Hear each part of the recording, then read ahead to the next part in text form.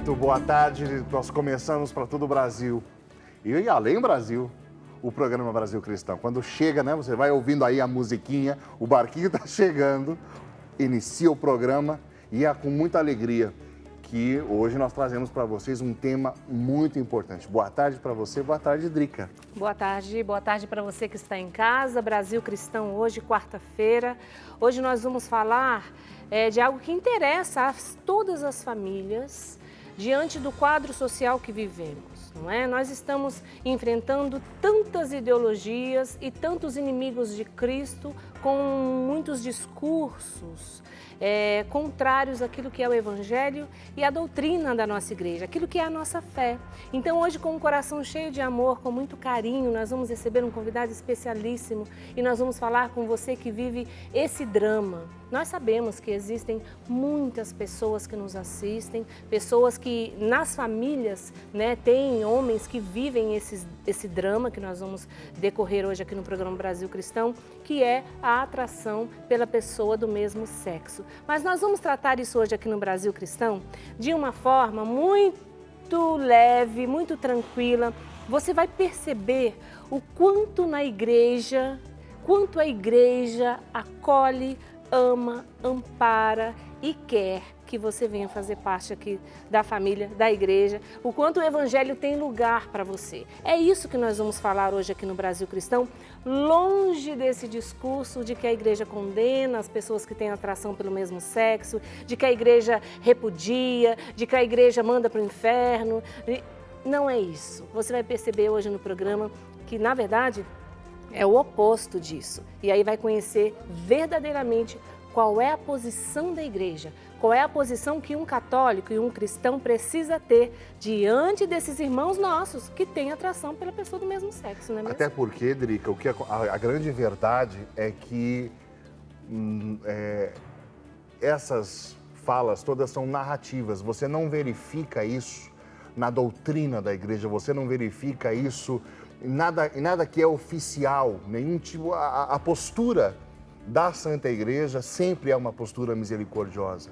E aí nós vamos agora fazer memória do grande Concílio Vaticano II, que chama a todo homem à santidade, a vocação universal à santidade. Todo homem é chamado, é atraído, né? O Senhor Jesus disse, ninguém vem a mim se o Pai não o atrair. Então, Deus Pai atrai o homem para Cristo Jesus, para a comunhão plena. E os pontos de partida, Drica, são diversos. É verdade. E aí a igreja, que é guiada pelo Espírito Santo, como mãe e mestra, o Espírito Santo vai gerando carismas, apostolados, para chegar no homem, aonde o homem estiver. Na condição a qual ele se encontra. Né? Porque, por amor a nós, Deus foi capaz de descer aos infernos e Ele ressuscita lá da mansão dos mortos. Aquele que desce aos infernos, Ele é capaz de chegar a todos os recantos existenciais da vida do homem. Ele tem poder de fazer isso. Exato. E por isso, neste tempo, nós vimos nascer um apostolado do coração da igreja, que é mãe e mestra, para tocar homens e mulheres que estão vivendo e vivem como um grande dilema, muitas vezes, até com grande sofrimento, porque não sabem como lidar, não sabem o que fazer, como fazer, quando sentem atração por pessoas do mesmo sexo. E muitas vezes, por causa da cultura que nos circunda e por causa do inimigo de nossas almas, já entra o desespero, a tristeza, a dor, às vezes até o pensamento de suicídio, Drica. Sim. Muitas vezes. É exatamente e a por igreja, isso, né? E a igreja está dizendo... Não, é exatamente por essas dores, por esse drama, por essas crises, é que hoje o Brasil Cristão fala e fala, para tudo aí. Esse discurso, essas narrativas não tem nada a ver com a posição da igreja. E aí você vai perceber que a igreja não é e nunca foi homofóbica. A igreja ama todo homem e toda mulher que Deus criou e colocou nesse mundo. E se abre para buscar esse homem, exatamente, aonde ele estiver. E esse é o apostolado. A igreja é o sacramento universal da salvação. não é o instrumento da condenação. Jamais. Ela existe para salvar. E dentre os apostolados que o Espírito Santo trouxe para a vida da igreja, nós vamos falar de um muito específico, muito querido do coração dos últimos papas, de modo especial, São João Paulo II e o nosso querido Papa Emérito Bento XVI. E eu não tenho dúvidas, Papa Francisco, por tudo aquilo que ele fala, por toda a acolhida, né, do querido Papa Francisco, e o apostolado que eu estou falando é o Courage, né? Coragem em português. Esse apostolado, graças a Deus, existe no Brasil e nós vamos falar, né, nós já vamos acolher o nosso convidado com aquele que é o responsável pelo Courage no Brasil. Quem está em casa aí está curioso? Está curioso? Então vamos sentar aqui conosco, então. Na nossa sala, né, de visitas, Brasil Cristão tem uma sala de visitas onde nós recebemos pessoas maravilhosas, pessoas incríveis, que abrem o coração para nós, viu, Maurício? Muito bom estar aqui com vocês. Obrigado. Muito obrigado mesmo. Nossa, uma grande oportunidade estar aqui com vocês. Poder falar sobre o que a igreja tem realmente para oferecer para as pessoas com atração pelo mesmo sexo. Porque tem tantos discursos aí, as pessoas ficam tão perdidas. Confusas, né, Maurício? E as oportunidades que a gente tem são tão poucas de realmente mostrar a verdade do que a igreja tem, a riqueza, né, de carismas, de atendimento mesmo, né? A igreja é uma mãe que cuida. E muitas vezes as pessoas veem como veem como aquela que só reprime, só condena. Maurício, eu vou pedir para você se apresentar, né? Para quem está em casa, acolher você. Acolhe o Maurício aí na sua sala, onde quer que você esteja acompanhando o programa Brasil Cristão, né? Acolhe o Maurício, ele vai se apresentar e nós já vamos falar também para a sua participação conosco aqui no programa. Exato. Maurício. Meu nome é Maurício, eu sou assessor jurídico aqui no Tribunal de Justiça de São Paulo, do Estado de São Paulo, e eu sou coordenador do Courage. Eu estou no Courage desde 2011, abril de 2011 foi quando eu fui à minha primeira reunião. De lá para cá, eu fui participando de conferências, estudando mais o assunto da atração pelo mesmo sexo.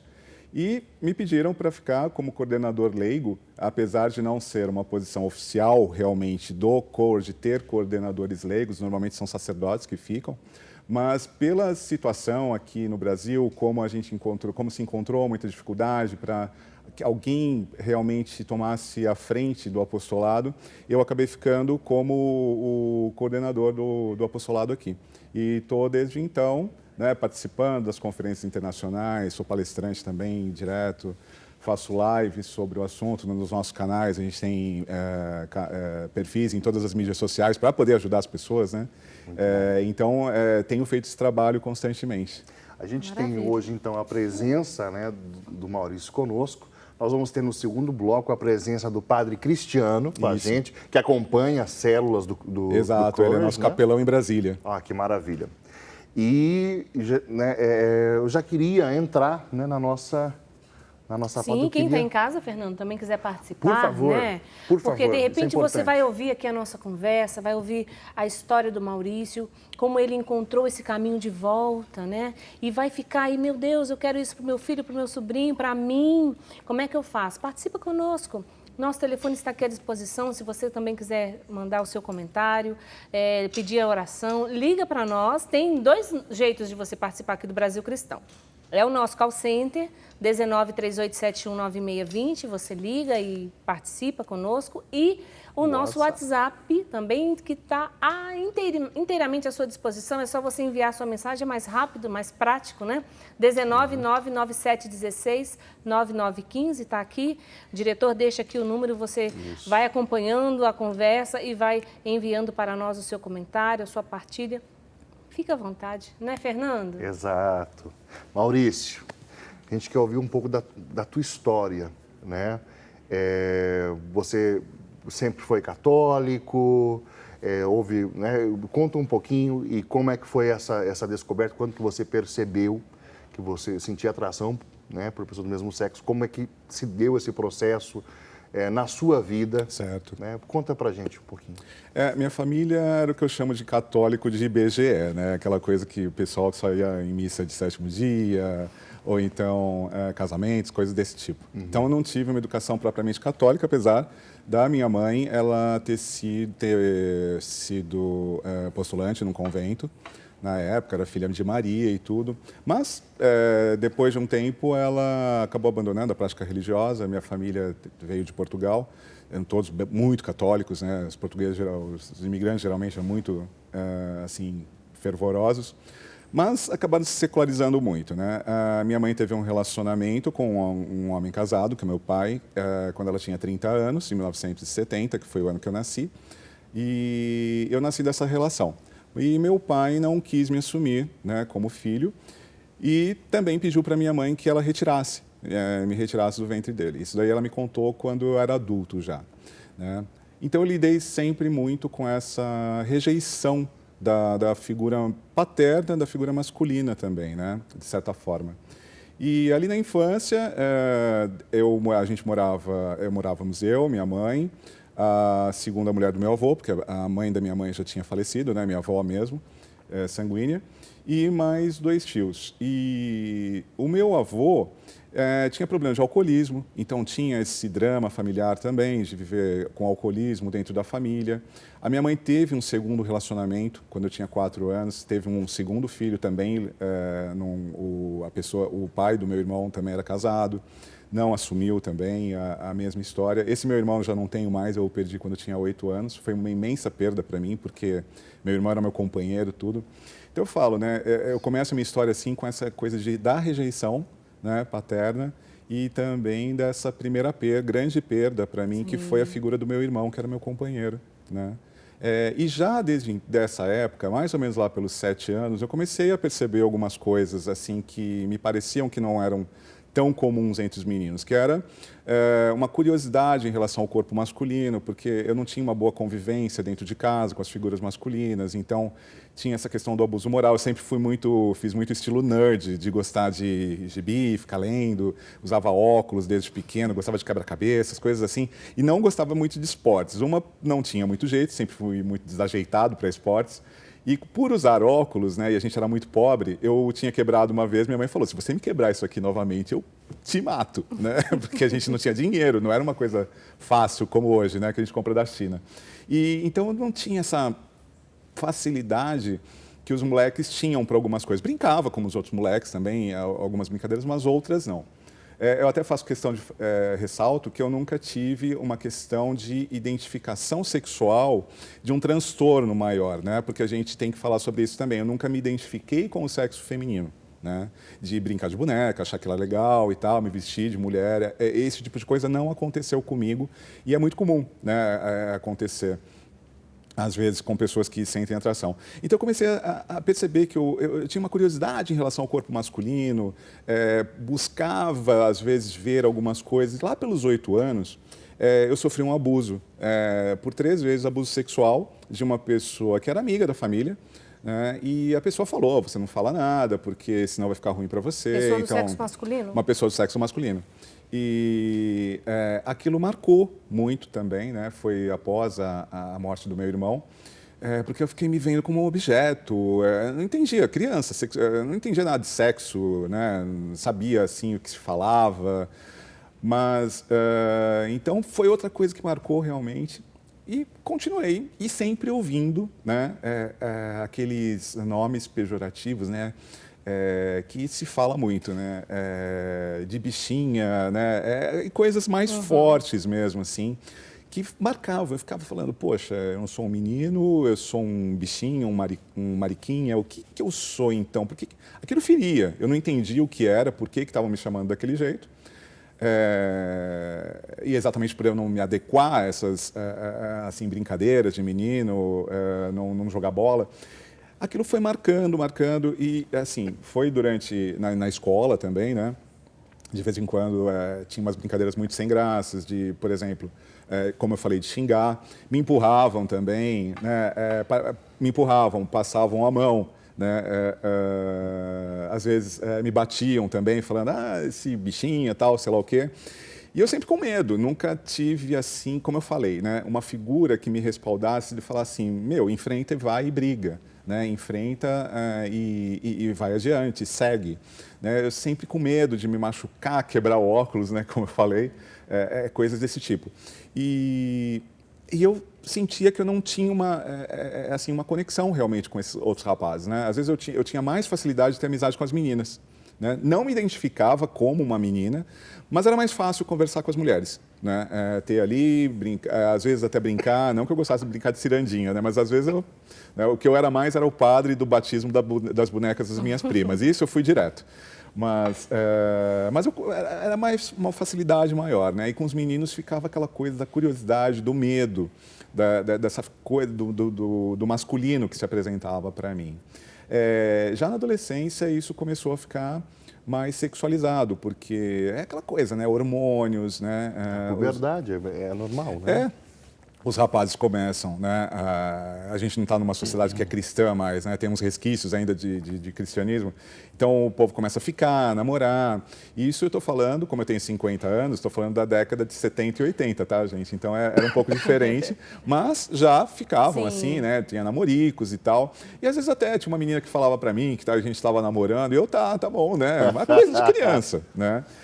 Mas aí eu comecei a ver, eu comecei a desenvolver um interesse mais sexual mesmo, porque nessa época eu acabei descobrindo também a masturbação, né, lá pelos 11, 12 anos, e as fantasias geralmente começaram a ser com homens, né, e aquilo me deixava assustado, porque eu falava, afinal eu estou sentindo isso por quê? Né? Dentro de casa eu só ouvia xingamentos, esse tipo de coisa.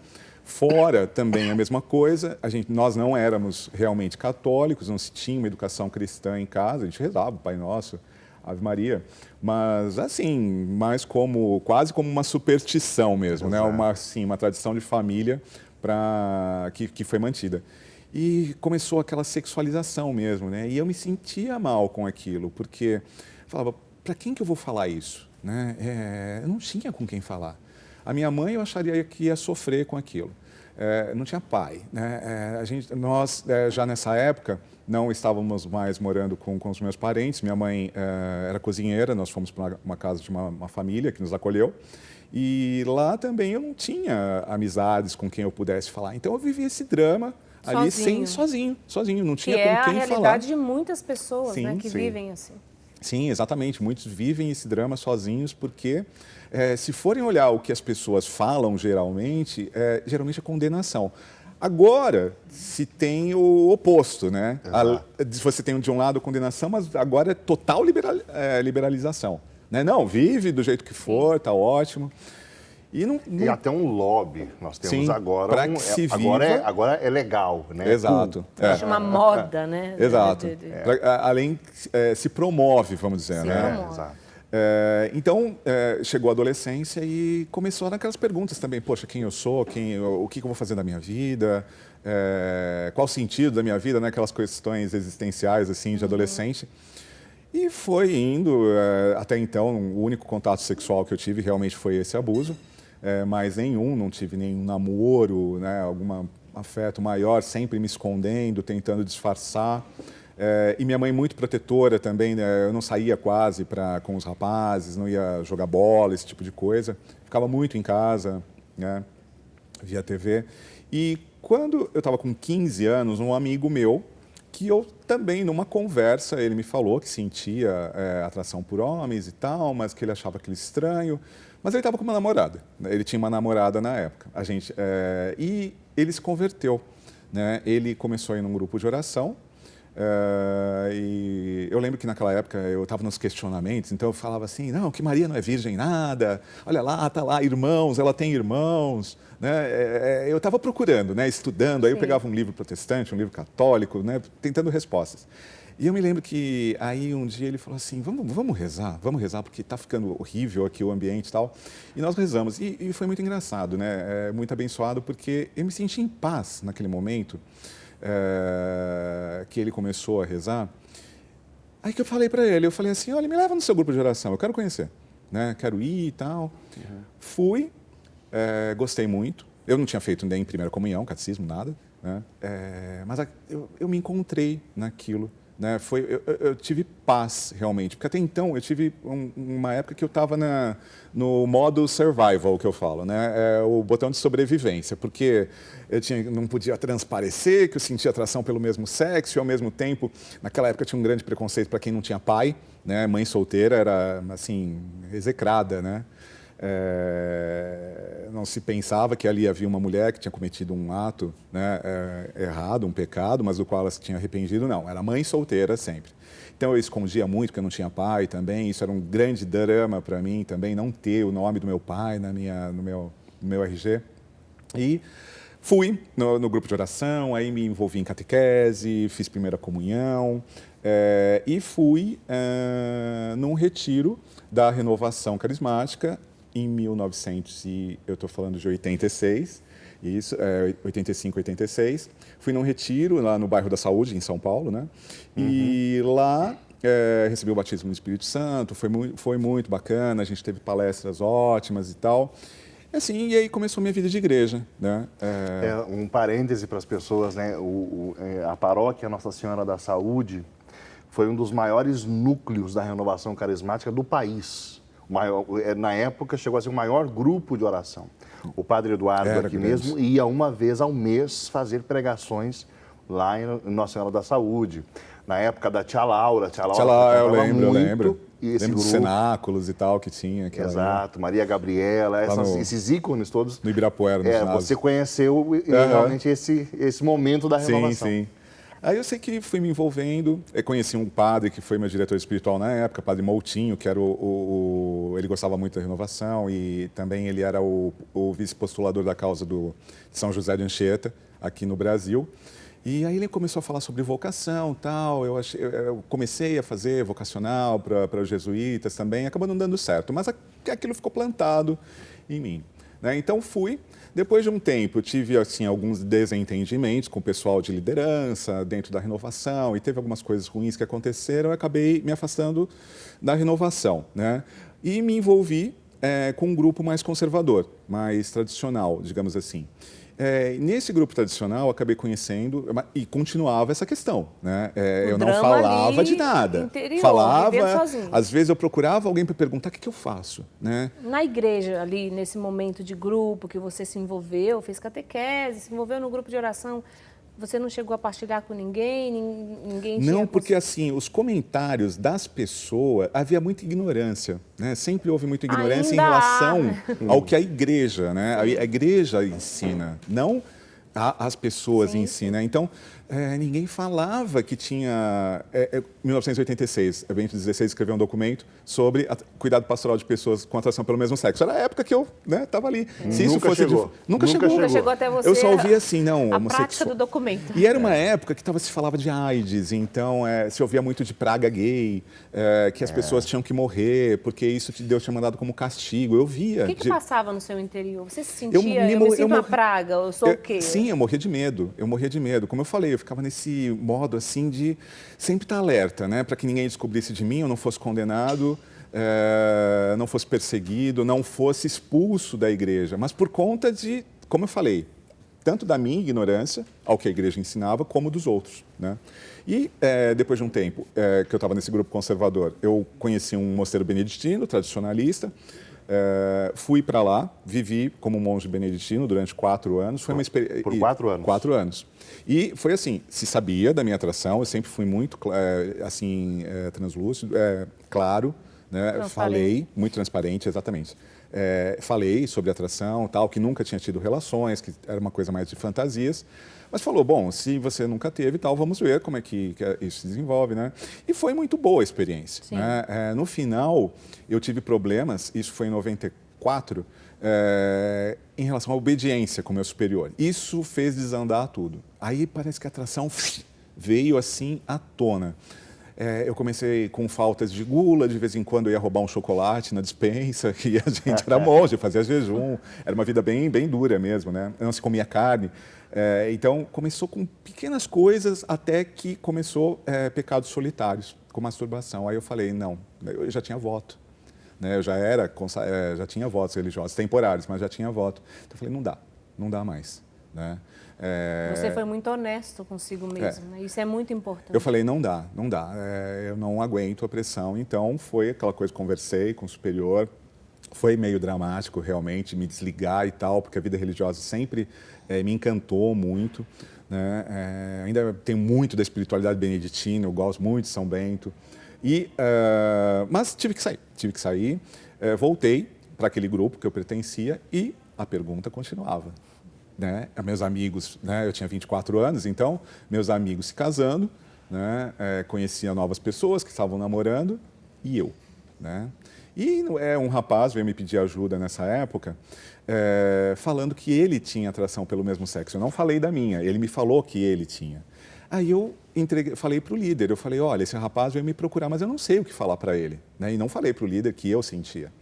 Aí o líder conversou com ele e depois veio me falar, olha, esse rapaz, ele não pode conviver aqui com outros homens no grupo, porque ele vai ser uma pessoa assim que vai passar um drama, ele tem que ficar na casa dele, se confessar, mas não pode ter convivência com outros rapazes. O líder falou isso? Porque, olha, é muito difícil um homossexual se salvar. Aquilo para mim foi... Então, você sentiu que ele estava falando para você. Eu não vou me salvar. E nem posso conviver aqui também. Então, aí eu me escondi mais, mas depois de um tempo eu não aguentei.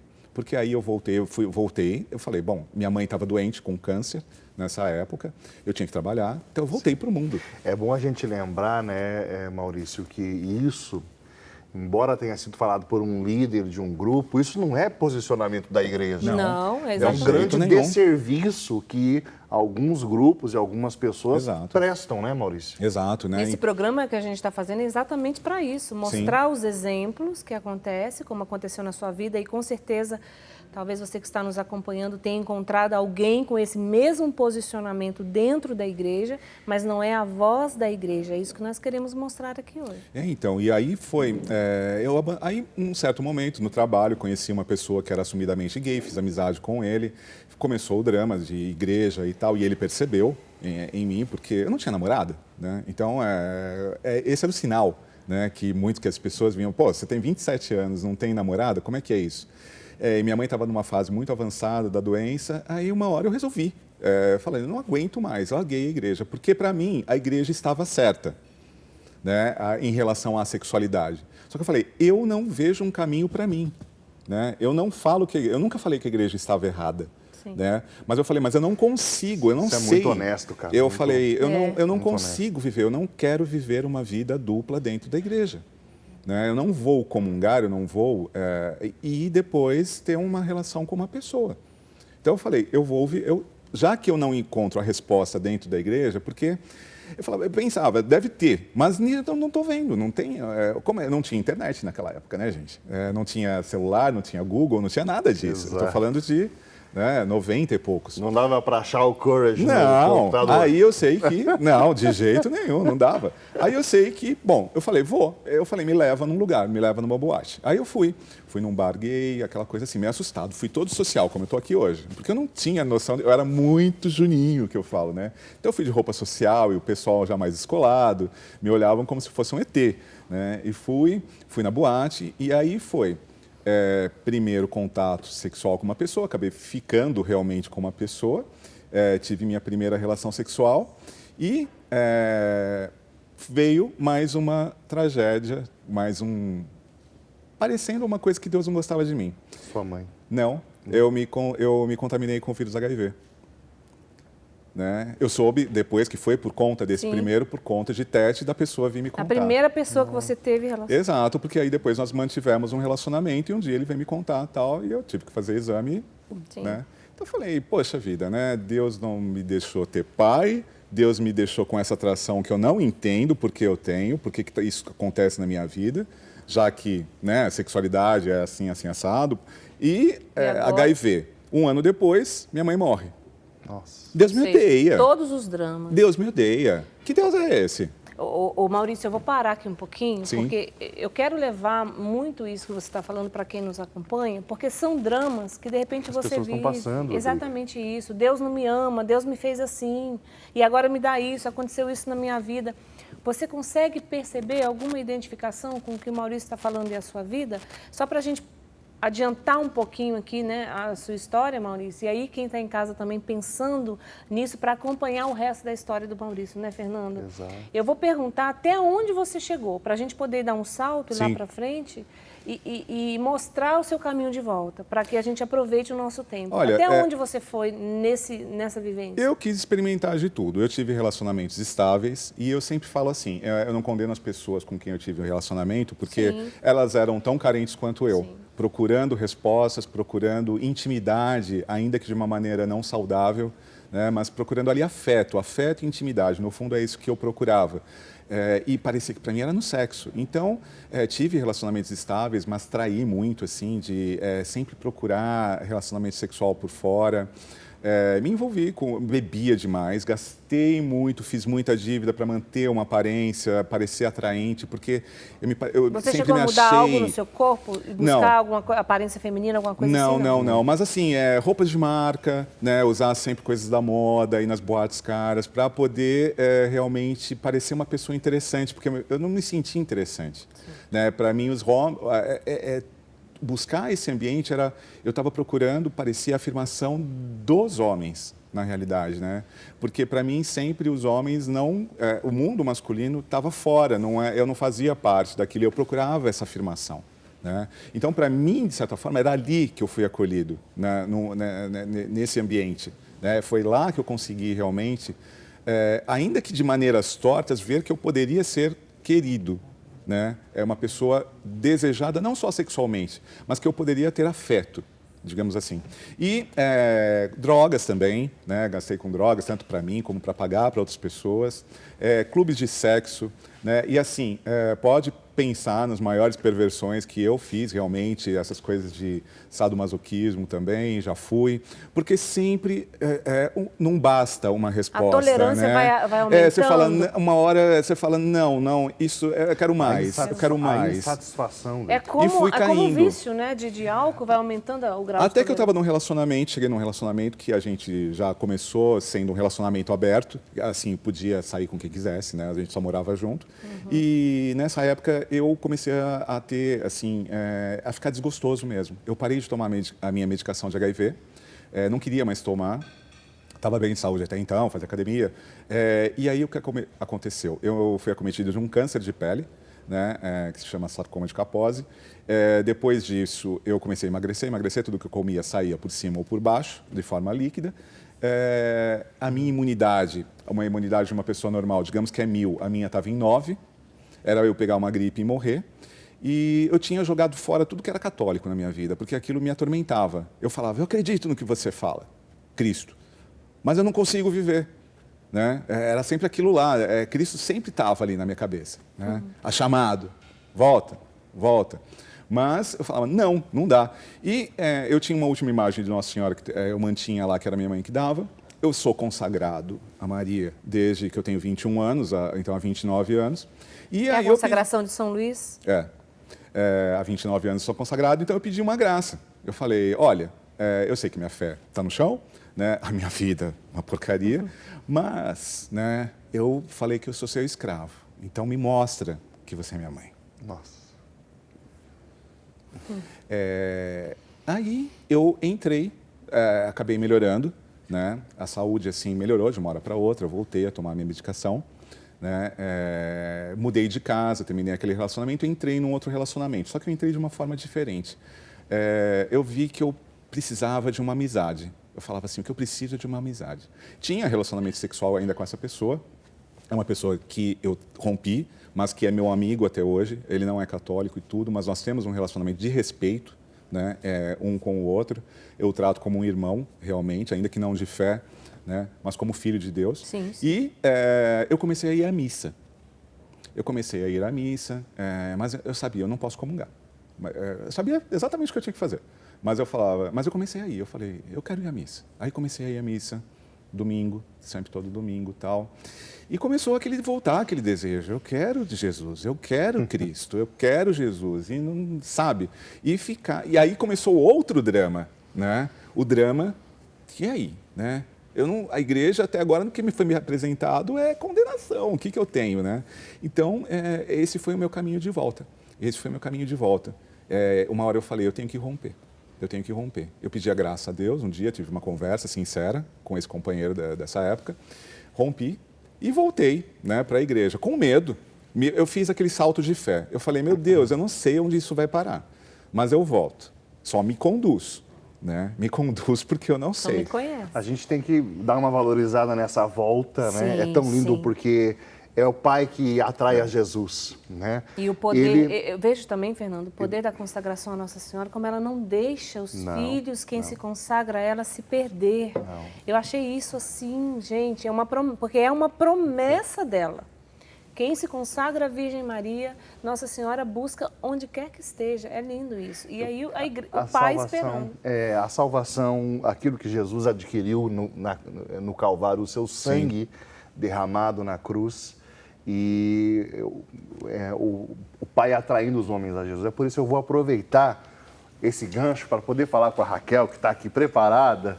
Tudo bem, Raquel? Tudo bom, Fernando? Que alegria te ter aqui. Que alegria estar aqui. Muito bom. Meus irmãos, ela participou agora há pouco do programa Mulher.com, mas é uma alegria, né, Raquel? Eu tive a oportunidade de te conhecer e ouvir o teu testemunho e o testemunho da tua comunidade, como Jesus te chamou tão jovem. É verdade. Né?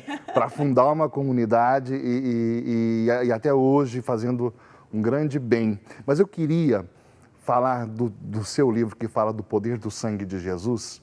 E agora mesmo nós estávamos falando aqui, né, ouvindo o testemunho do Maurício, de como Jesus o atraiu novamente. Eu queria que você falasse o que nós podemos encontrar nesse livro para nos aproximar do Senhor. Nós temos essa alegria, né, Fernando? Porque 25 anos de Comunidade Água Viva esse ano, então estamos em jubileu, e o Senhor nos ordenou que escrevêssemos esse livro com um aprofundamento do sangue de Jesus, essa devoção, essa experiência tão rica e o testemunho de milagre que o sangue de Jesus realizou na minha vida. Sim. Eu com uma doença incurável, um lúpus sistêmico eritromatoso, já sem esperanças, e quando fui apresentada ao poder do sangue de Jesus, o sangue de Jesus que tem vida, e era isso que eu precisava, que a vida fosse devolvida a mim.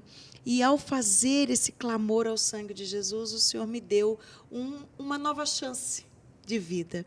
E eu conto todo esse testemunho no livro, além de todas as orações, a oração do terço do sangue, tudo aquilo que eu vivi, nós colocamos no livro, e agora essa alegria de estar no Shopping Católico também para poder vender, é uma alegria muito grande. Exato, então você pode adquirir esse livro ligando para nós no 3871-9620 ou através do shoppingcatólico.com.br. É importante que o livro, através do testemunho, ele edifica a sua fé, ele vai gerar em você aquilo que a gente chama de fé carismática, expectativa da ação de Deus.